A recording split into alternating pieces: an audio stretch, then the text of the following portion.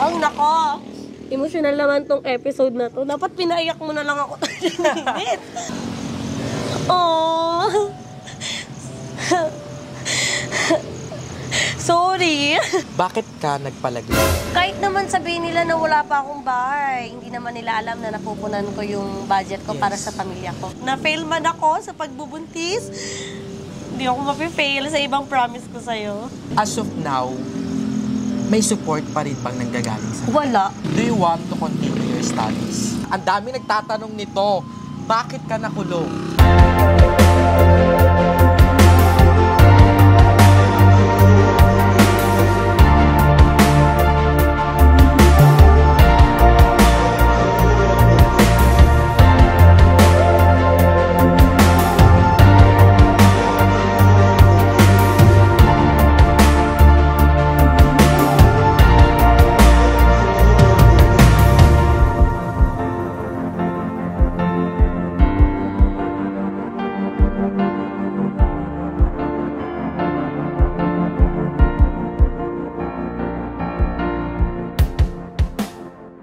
Bakit ka mukha, te?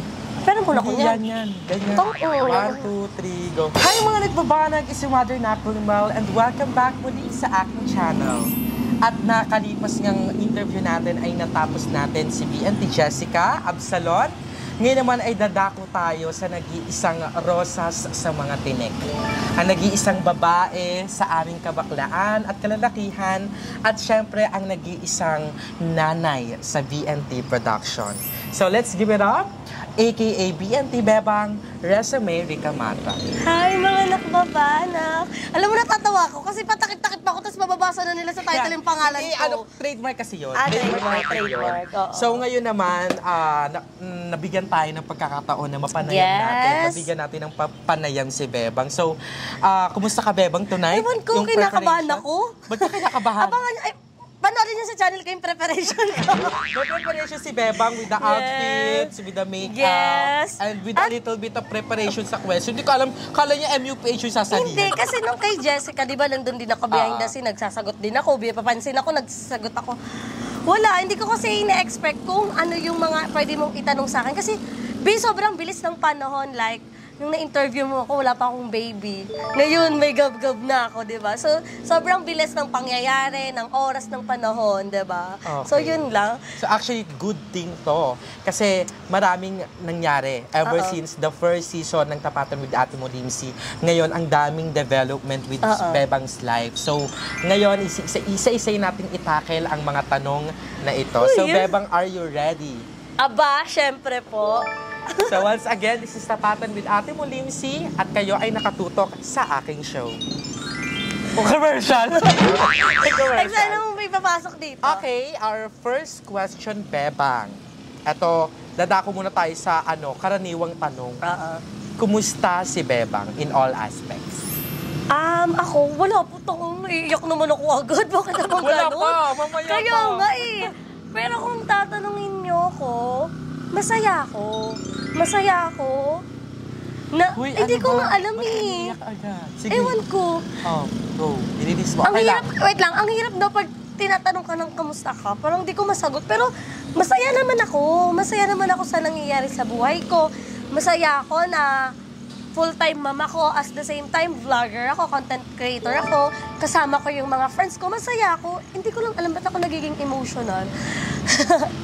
Siguro may mga iba pa akong nararamdaman na hindi ko masabi, ganon. Di ba, umpisa pa lang ang OA. Ang OA ng Hindi ko natatanungin kung okay si Bebang. Kasi, in all aspects, I know what she's been dealing with right now, kung ano yung nararanasan niya at nilalabanan niya hanggang sa ngayon. First question pa lang, naiyak na si Bebang. Pinagandaan Andito si Jessica, nanonood din siya ngayon. Yes, supportive din ang ating mo support. Yan. So, naka-outfit din siya. Hindi naman na siya tatanungin. Nakala ko may part 2. So, ayan. Huwag natin tanongin yon. Pasensya na din pala mga nakbabanak if you are hearing some noises kasi nasa gilid tayo ng kalsada. So, nasa Trece Cafe tayo. Yes. Maraming salamat sa Trece Cafe for letting us na makapag-shoot ng aking segment na ito. So, salamat po. Anyways, going back, Bebang,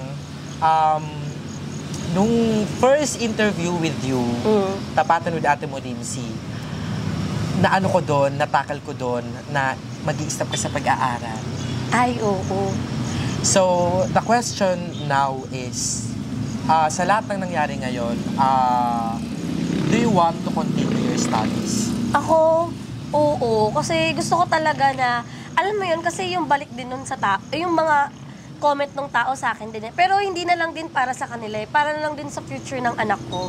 So gusto ko talaga makabalik ng pag-aaral. Kaya lang, siguro nahihirapan pa ako makarecover ngayon. Gusto ko makapagtapos ng pag-aaral. Gusto ko pang kamtin yung dream ko na maging accountancy. Gusto ko pa mapurso yung kursong yon. Kaya lang, ngayon, kahit napilitin kong mag-aral, hindi pa siya kaya. Hindi ko pa kaya kasi parang hindi ako nape-pressure or what. Sadyang, ang hirap lang kasi talaga maging breadwinner ng family kahit may sarili ka ng pamilya. So parang iniisa-isa ko bawat parang kung di ko naman siya kayang pagsabay-sabayin, sige, isa-isa na lang muna. At naniniwala naman ako na wala naman sa edad yan. Kasi naniniwala ko may mga nakaka-graduate ng 45 years old, ganun, 40 years old. At syempre, kung magkakaroon ako ng time at nakuha ko na talaga yung gusto ko sa buhay, gusto ko na makapag-aral. Gusto ko makapagtapos ng pag-aaral para din sa magandang future ni Gab na hindi lang basta sasabihin ng mga tao pag lumaki si Gab, yan, kaya hindi nakapagtapos yung nanay mo ng pag-aaral kasi binuntis agad, nabuntis ka agad, malandi ang nanay mo. Ayoko nung ganun. Gusto ko na kahit na nabuntis ako sa murang edad, hindi ko po pinopromote ang teenage pregnancy kasi grabe po yung hirap talaga. Pero gusto ko pag lumaki si Gab, ayoko na makakarinig siya ng mga ganung salita. Diba? That's good to know.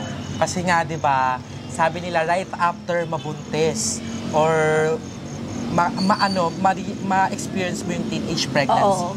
Parang ang pinaka-connotation agad niyan, malandi, maagang haliparot, ganyan. Walang pangarap sa buhay. Wala nang mararating. Oo. And we are not promoting teenage pregnancy, ha. Sobrang, kung masasabi nating blessing yung binigay sa inyo, mas blessing sana kung prepared ka. Oo. In At all saka, aspects. ito talaga, hindi ko pinagsisisihan na dumating si Gab sa buhay ko. Blessing talaga si Gab. Pero, ang payo ko lang sa inyo, once na papasok kayo sa ganitong situation, make sure na financial stable talaga kayo. Galing na sa akin na, kasi na-experience ko na eh. Nakikita nyo yung hirap ko ngayon, nakikita nyo yung pag-rent ko ngayon. Kasi, partida, mag-isa lang ako, di ba? Single parent lang ako. Paano na lang yung may mga partner pa, di ba? So parang ang hirap talaga as hindi siya madali sa buhay. Yes. And that's also one thing kasi you promise sa isang tao. Oo. Nag-promise ka sa isang taong napaka-importante Sa atin. buhay ko. Mm-hmm. Di ba? So, dumating man yung time na magkaroon ka ng doubt kung kaya mo pa ba, kung matutuloy ka pa ba, sana yun yung panghawakan mo. Oh. And Ako naman, naiiyak na naman ako. Yun talaga yung gusto ko, makapagtapos talaga ako ng pag-aaral. Gusto ko mag-aral, kasi wala na akong problemahin kasi may mag-aalaga kay Gab. Pero, saan ako kukuha ng panggatas ni Gab? Saan ako kukuha ng pangbuhay sa family ko? Di ba wala? So, paano ako mag-aaral? Parang hindi ko na kayang hatiin yung katawan ko na mag-aaral pa ako, tapos magtatrabaho, tapos full-time mom pa ako. Kaya sabi ko, okay lang yan. Panapanahon lang yan. Diba? Parang, ay malay mo, next year makapag-aral ka na, pag financially stable ka na, pag okay na, diba? Pag settle na yung family mo, diba? So parang go lang, huwag ka mawala ng pag-asa ba, kaya mo yan. Kasi lahat ng paghihirap naman na nararanasan ko ngayon, I know magiging worth it to, diba? Hindi naman ako papabayaan ni Lord na mag-suffer sa ganitong situation, diba? Yun lang. again, I'm not invalidating kung ano yung nafe-feel ni Beba ngayon, what she's going through right now. It's just that it's a simple reminder para sa mga kabataan and para sa mga hindi pa stable financially, physically, emotionally, na please wag po tayong sasabak sa gera pag alam natin hindi pa natin kaya or wala tayong balak. 'Di ba? Reminder lang po 'yon. So, ayan, natakal na natin yung studies ni Bebang and I'm happy as someone, as the first BNT, diba, na naka-experience noon, alam kong kayang-kaya yun ni Bebang. And alam kong kayang-kaya naming lahat. We have different timelines, sabi nga ni Pochi, different limelights na mapupuntahan. So, yan, that's good to know, Bebang. Ngayon naman, dadako tayo sa question na the first interview I had with you, you're single. Wala pang anak. Although kayo na yon, kayo na, may partner ka na nun. Ano yung pagkakaiba ng buhay ng single sa buhay na meron ka ng binubuhay? Sobrang, masaya siya. Kasi parang lahat ng pagod mo, lahat ng pawis, pag nakikita mo yung anak mo, napapawi eh. Diba? Napapawi. Yes. Unlike nung single ako, nung wala pa akong anak, nagagawa ko lahat ng gusto ko. Tapos medyo tanga pa kasi ako nung single talaga ako. So parang kung papapiliin mo man ako between sa may buhay, ay kung may gab na ako o wala pang gab, mas gugustuhin ko na may gab ako. Kasi alam mo kung bakit? Ang laki ng pinagkaiba niya. Mas nagagawa ko lahat ng gusto ko kung kailang may anak na ako. Alam mo yon, kahit na may anak ako, nakapag-travel ako, kahit may anak ako, nagagampanan ko yung pagiging anak ko sa magulang ko, kahit na may anak ako, nagagampanan ko maging ina sa anak ko. Alam mo yon, mas masaya nung may gab-gab ako. At ang laking pagbabago talaga. So you're happy that you had gab-gab? Yes. Si Gabriel? Oo. Pero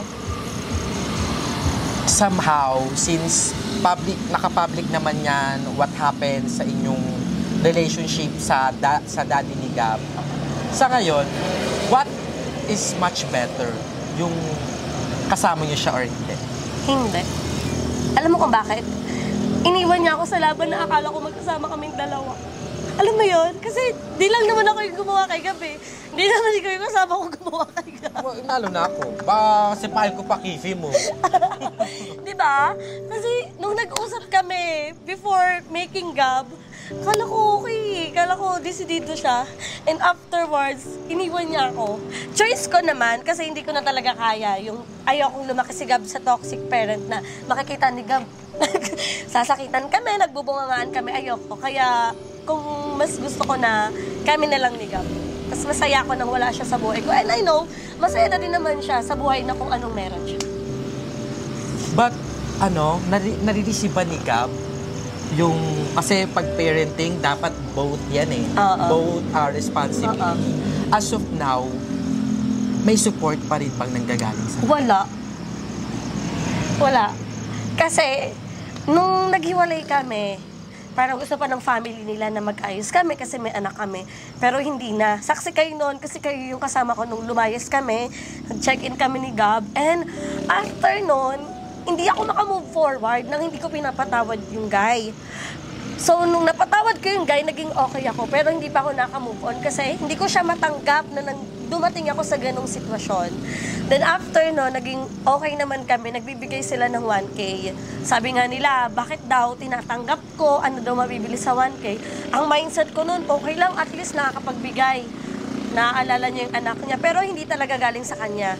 Parang sinusugarcoat ko lang kasi galing talaga yun sa mama niya. And then, itong lady, nagbigay sila sa akin ng 2K. Parang 2 beses na 2K. Tapos after no, na-stop na ulit yon. Yan lang yung buong support nung wala silang, di naman nire-required ko na bigyan nilang pamasko si Gab, ganun. Pero, never kasi nilang nabati si Gab na Merry Christmas, ganun, Happy New Year, ganun. Tapos, nung nagpa-CT scan ako kay Gab, saksi kayo noon, ang laki ng nag-aastos ko.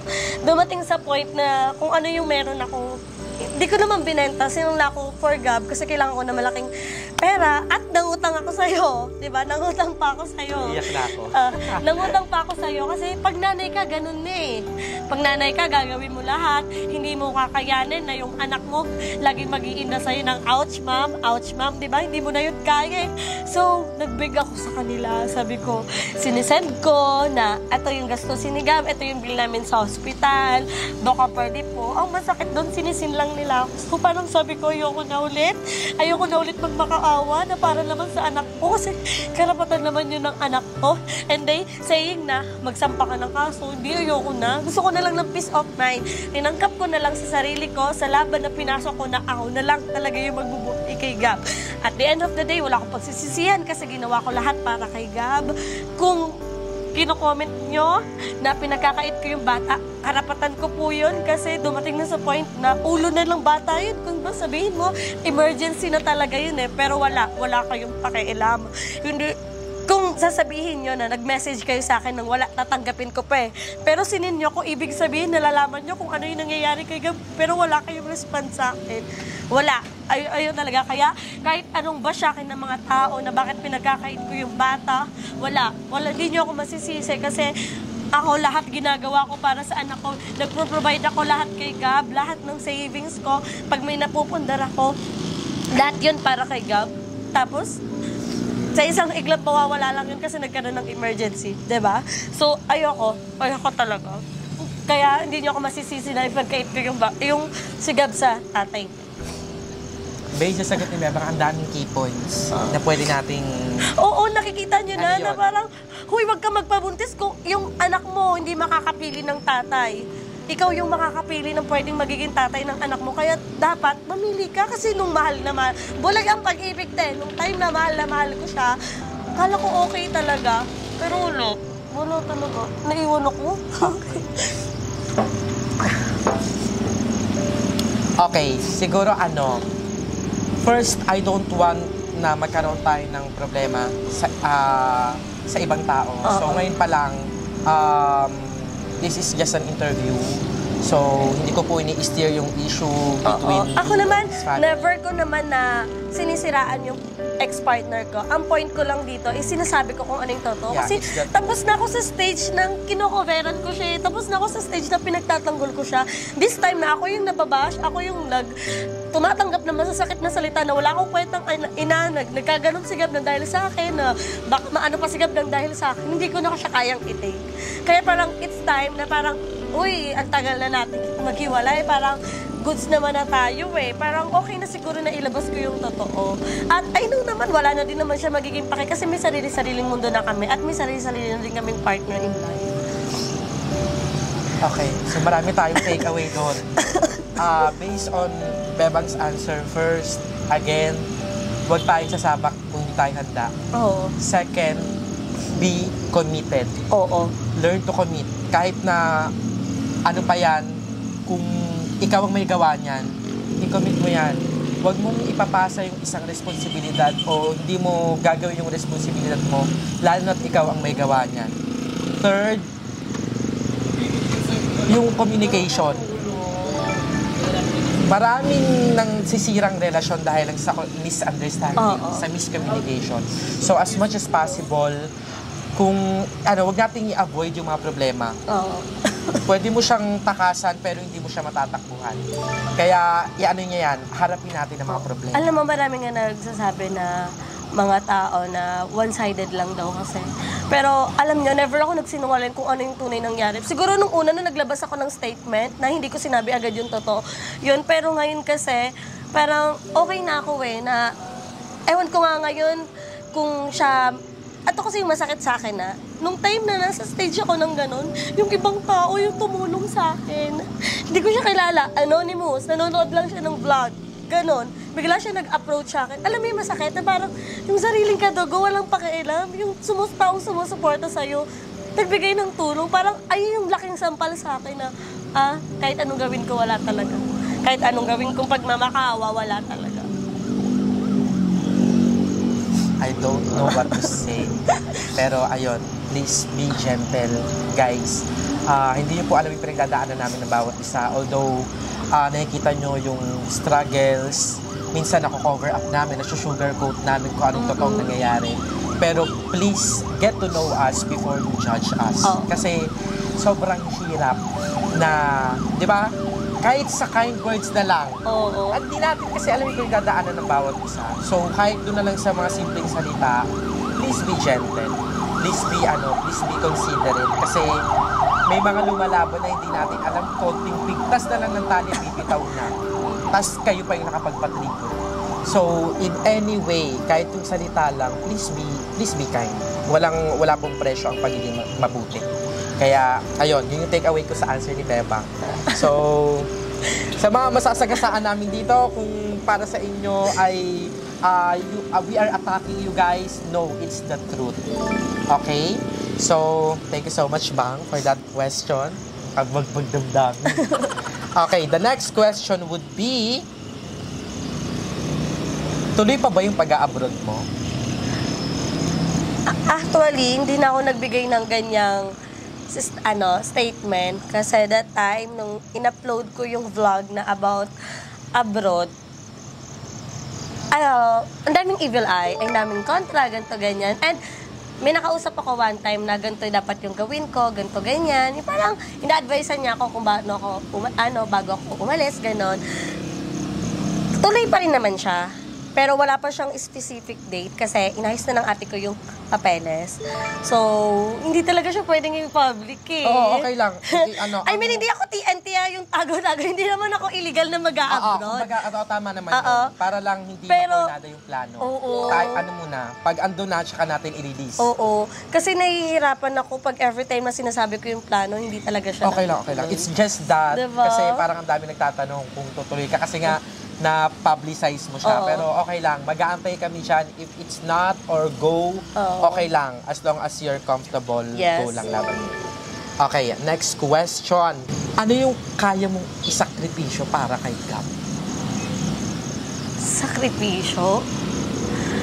Lahat eh. Kasi lahat naman binibigay ko kay Gab eh. Ultimo, kahit yung sarili kong buhay, kahit napagod na yung buong katawan ko, kasi wala naman akong katuwang. Yun yung lagi kong sinasabi, hindi ko pwedeng iasa sa BNT yung anak ko. Kasi syempre may mga kanya-kanya tayong gawain. Pero happy ako every time na pag magpapahinga ako, inaalagaan nyo. Pag natutulog ako, andyan. Pero kung sasabihin mo, talaga kaya kong isakripisyo.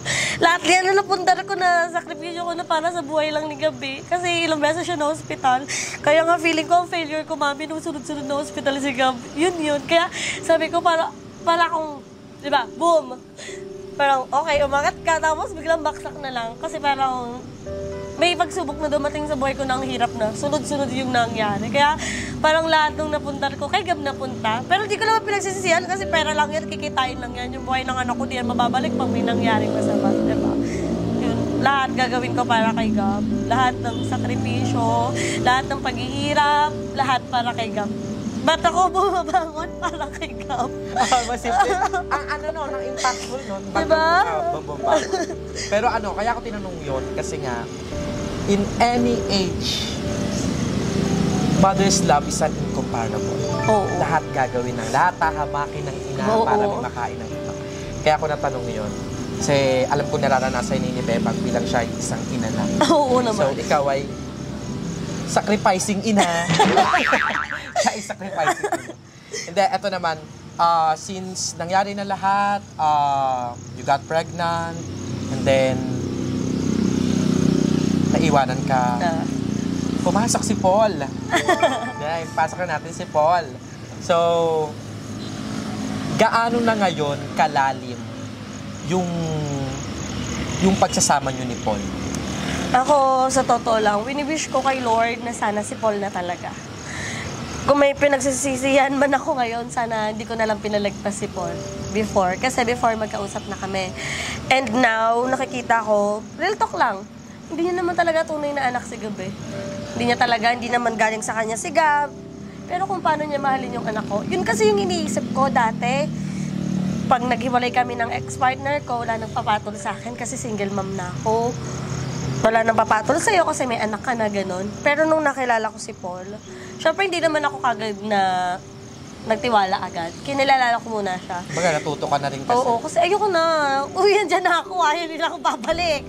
Naranasan ko na yung ganyan. Tsaka wala na ako sa stage ng lokohan. Dahil napagdaanan ko na yan. Seryoso na ako sa buhay kasi may anak na ako. And isa sa mga nagustuhan ko kay Paul, yung part na ipapakilala niya na ako sa buong family niya. Pero ang taas ng ego ko na ayoko pa kasi may anak na ako. Hindi ko kinakahiya si Gab. Hindi, never kong kinahiya si Gab. Pero yung sasabihin ng ibang tao, syempre talamak yung mga chismosa dun sa lugar namin, gano'n na, ang dami namang single dyan, bakit dyan ka pumatala sa may anak? Pero alam mo, narinig ko kay Paul, hindi, ba't kita ikakaya? Anak ko naman yan. Minahal kita, mahal ko din yung anak ko.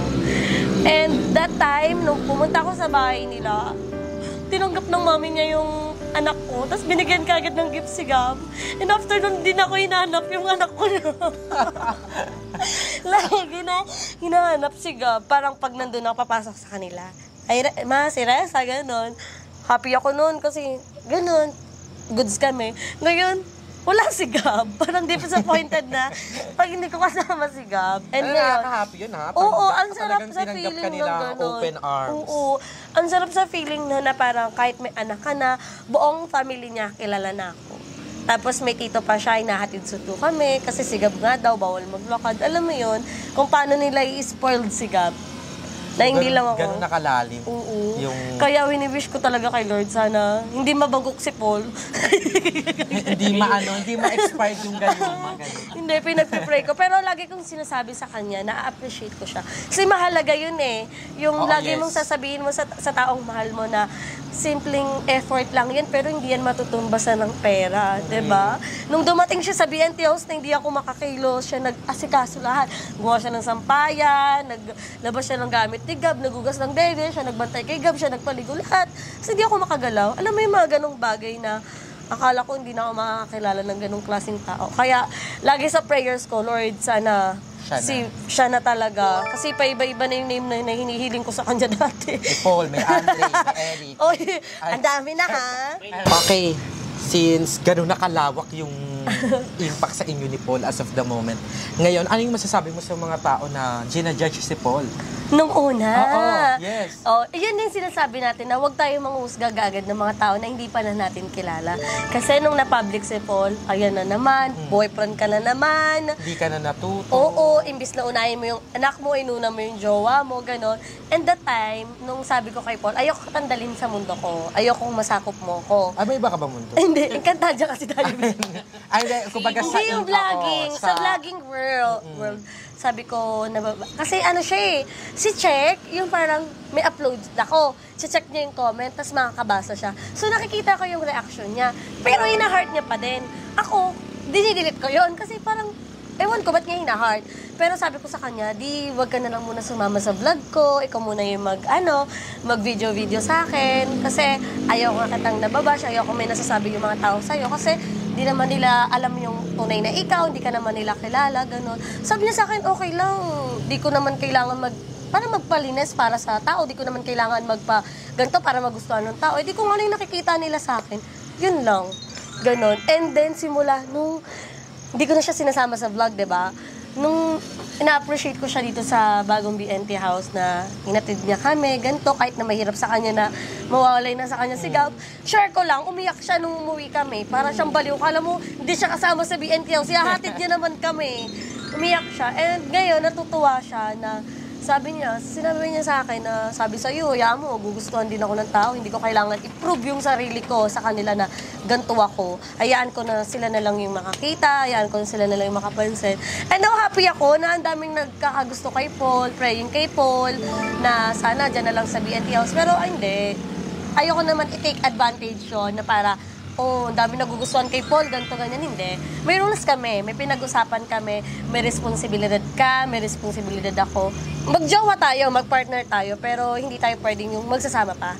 Di pa kami ready for settlement talaga, kasi may responsibilidad siya for family. Kahit sabihin mo may sarili na siyang pamilya sa akin, hindi. Kasi kailangan niya pa rin mag-provide para sa family niya, kailangan niya mag-provide para sa sarili niya. And thankful din naman ako kahit paano nakapagbigay siya kay Gab. Diba? Masarap yun sa feeling na kahit sabihin mo na ganun lang, diba? Ang hirap kumita ng pera ngayon, At saka yung simple gestures lang, sasamahan ka, Oo. na siya yung magbibit-bit ng kung ano-ano. Sobrang laking bagay. May parang kaming tangang moment. Ano yun? Ano yung Diba, parang di ako, parang ang sakit ng ulo ko, di ako makatulog, ganon. Parang siya tanga, nagka-video call kami, binabantayan niya si Gab. So parang, pag nalagilag ba si Gab na pero di ba parang ang cute Sweet, kasi, na parang tinitignan niya pa rin si Gab kasi pwede naman siya sumigaw na, Mami, si Gab, maririnig ko naman yun. Wala, ang cute lang. Matitreat pala ako ng tama, bakit ngayon lang? Ba't ang tagal? Okay, next question tayo. Ngayon, Bebang, syempre tatakal na din natin about family mo. So, may mga nagko-comment kasi nababasa ko rin na mga bayot, nagpapagawa na ng bahay. Ikaw, Ganto pa din. ang liit-liit ng bahay nyo. Nababasa ko kasi yun Nanonood kasi ako sa ng vlog. Alam nila yan, nanonood ako ng mga vlogs. Paano mo tinitake yun? Emotionally kasi ako, di ko alam kung dahil ba may postpartum pa ako, pero nasasaktan ako. Sasaktan ako sa part na nai-inspire ako. Na parang, okay lang, kumpara nyo lang ako. Mapaprove ko din yung sarili ko. Hindi na para sa inyo, para sa family ko. Kasi kahit naman sabihin nila na wala pa akong bahay, hindi naman nila alam na napupunan ko yung budget ko para sa pamilya ko. Hindi naman nila alam na nababayaran ko yung bills ko sa bahay namin ng ako lang, sarili ko lang. Na tinutulungan ko pa yung mga kapatid ko. Hindi ako magsasawang tulungan yung mga kapatid ko kasi I know someday, naniniwala ako na sila naman yung makakabawi sa akin. Alam mo yun, parang tulungan lang. Kaya kahit anong sabihin ng ibang tao sa akin, okay lang. Sige, masakit talaga yung makumpara. Oo. Sakit nakikita kaya ko nun. Sobrang mean ng mga comments. Sakit nun, parang... Pero okay lang, nababayaran ko naman yung bills ko every month eh. Yung bahay na inupa namin, nababayaran ko naman yun monthly. Ganun. Kaya ako siya natanong kasi gusto ko rin matackle at maipahayag natin sa mga tao na yung development, it comes in different ways. So, pwede siyang self-development, personal, or kaya yung progress yung tinatawag natin. Makabayad ka lang ng bill. Diyos ko, ang laking Uy, nun. pera Progress. biro, hindi biro yung... Hindi biro yung bill. Oo. Plus yung upa. Bahay, tubig, kuryente, wifi, budget nila sa pagkain. Pero eto, kasi ang dami ring nagko-question. May tumutulong ba sa'yo? Yung ate ko, pati yung kuya ko, paunti-unti. Kasi may sarili na din silang family. Oo. And ito yung lagi kong sinasabi sa inyo eh. Sa libro, sa buong buhay ko, para lang yung libro. Marami pa kayong pahina dyan na hindi nababasa. Meron ako dyan, hindi ko pwedeng ibulgar sa social media. Yes. Alam ng BNT, syempre. Pero yung ibubulgar ko na sa social media, hindi na. Hindi na kailangan. Hindi na kailangan. Hindi na kailangan. So, tataka na lang kayo, malakas pa yung magulang ko. Bakit di nagtatrabaho? Oo. Kung alam nyo lang yung reason. Yes, diba? kung alam lang nila. And there Ayoko are na, things ayoko na na hindi sabihin. nating, hindi na pwedeng, kumbaga hindi na pa dapat pang Pag-usapan. pakialaman at pag-usapan. It's just that, wag nating tignan na parang ganun lang. Oo. And again, we have different timelines. We have antay lang natin, di ba? Hindi natin kasi masasabi ang panahon. Oo. Okay? So, ayan. For the second to the last question. Ito, Bebang. Ha? Ulo ko may question, medyo lang pala yan. Ha? Wait lang. Last question. Ay, second question. Okay. For second to the last question, Bang. Ngayon, mas gugustuhin mo pa ba na kung pagpipiliin ka, maging full-time mom or maging vlogger pa din? Agagay. Ate, pwede bang both? Kasi Pwede naman. napagsasabay ko naman siya ngayon, actually. Pero kung sasabihin nyo, mahirap. Imaginein mo, gigising ka ng umaga, habang tulog pa si Gab, gagawin mo yung mga bagay na magagawa mo, like paghuhugas ng dede, maglaba konti ng mga damit niya para di matambakan, mag-ayos ng kwarto, mag-ayos ng mga damitan para hindi makalat. Kasi may baby na ako eh. So para iwas virus din. And pag nagising si Gab, padede, after padede, kakain si Gab, inom ng vitamins, maliligo si Gab. After nun, maglalaro pa kayo mag-ina. Yung ayaw mo maglaro, pero bibigyan kayo ng laruan kasi gusto kanya kalaro. So after nun, habang naglalaro, mag-iisip ka kung ano yung i-content mo. The editing pa. Oh, after nung content, kailangan mo makapag-vlog ng 25 to 30 minutes. After nun, editing pa. Iiyak si Gab, gustong kumain, kakain na naman. Alam mo yun, ang hirap. Ang hirap pero Parang kulang yung kinakaya isang naman. araw. Oo. Kinakaya naman. Oo naman, And happy naman ako. everyday upload. Hey! Oo, te. Alam mo, wala na akong ano sa views eh, kung mababa man yung views. The more na may nanonood sa akin, ilalaban ko. At the more na nag-grind ako, proud ako sa sarili ko. Alam mo kung bakit nagiging proud ako everyday upload ako? Kasi kinakaya ko, te. Kinakaya ko sa tulong din ng mga bayot, ganon. Alam mo, share ko lang din to. Mas na-appreciate ko yung mga bayot ngayon. Siguro dahil feeling ko may nararamdaman ako na hindi ko talaga ma-express.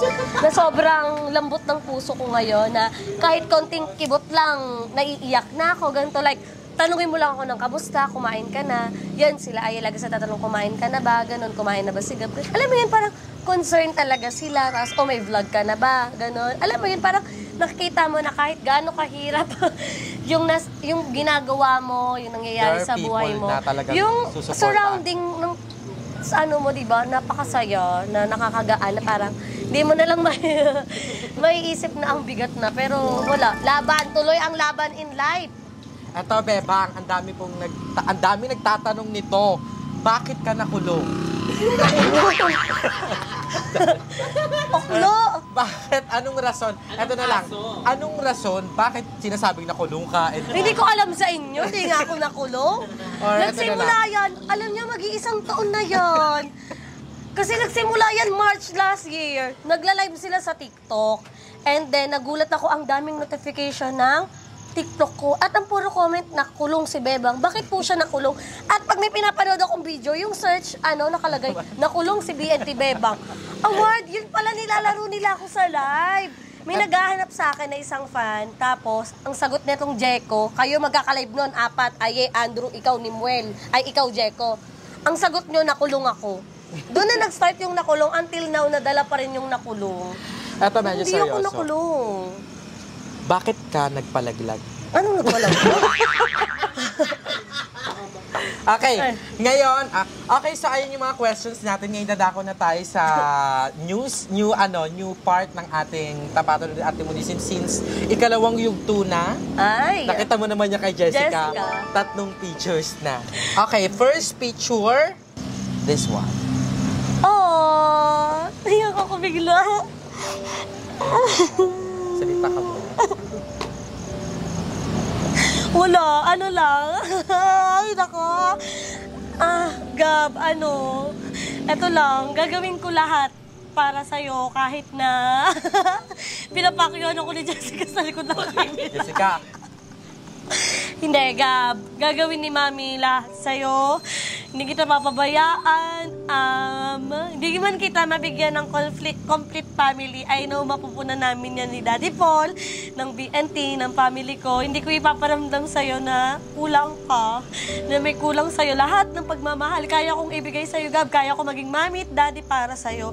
Iwan man ikaw, lahat ng taong nakapaligid sa'yo, hindi kayo iwan ni Mami. At hindi ko talaga kaya mawala si Gab sa buhay ko. Hindi ko alam baka ano mangyari sa akin. Hindi ko alam baka saan ako pulutin, kung buhay pa ba ako, ganun hindi. Talaga, mahal na mahal ko yung anak ko, sobra. Sinabi ka ba mawawala yung anak? Let's inspire. Okay, next picture natin, ito. Sobrang... Kunwari kausap mo siya, ha? Oh. Sorry. Sorry kasi hindi ko natupad yung isang promise sa'yo. Pero, dami pa naman akong promise sa'yo at I know proud ka sa akin kasi kinangaya ng anak mo. Ako yung nag-iisang anak mo babae na kahit anong pagsubok yung pinagdadaanan niya, I know nakagate ka, hindi mo ako pinapabayaan. And dami ko pang promise sa'yo, hindi pa huli lahat. Na-fail man ako sa pagbubuntis, hindi ako mapifail sa ibang promise ko sa'yo. Namimiss na kita. Yun lang. For the last one, itodo na natin yung iyak mo. Todo na yung iyak, pinagtitinginan na ang person. Ito, anong message mo sa kanya? Oh. Mami. Ano po, story lang. Pagpasok ng 2020, namatay yung mami ko. Si Dimbal pa yung nagsabi sa akin. Siya yung first ko na nakatanggap ako. And sumunod si Kuya Lloyd. So, 2 tao yung nawala sa akin nung taon na yun. At hindi ko alam kung paano ko pakakayanin yun. Pero, mami, kung nasan ka man, I know, madami ako pinagsisisihan kasi hindi ko nabigay lahat sa'yo nung nabubuhay ka pa. Kasi lola's girl ako eh. Kahit pinapagalitan ako ng mami ko nung bata ako, mahal na mahal ko yung lola ko. And wala naman akong pinagsisisihan kasi bago siya mamatay, ginawa ko lahat. Kahit na lagi ako napapatawag sa school kasi laging may emergency dahil yung mami ko gusto magpa-hospital. Tapos pag nasa hospital na kami, gusto niya na magpa-uwi. And the day na nagsasabi siya sa akin na ayaw niya na, pinipigilan ko siya. Kasi hindi ko pa talaga kaya.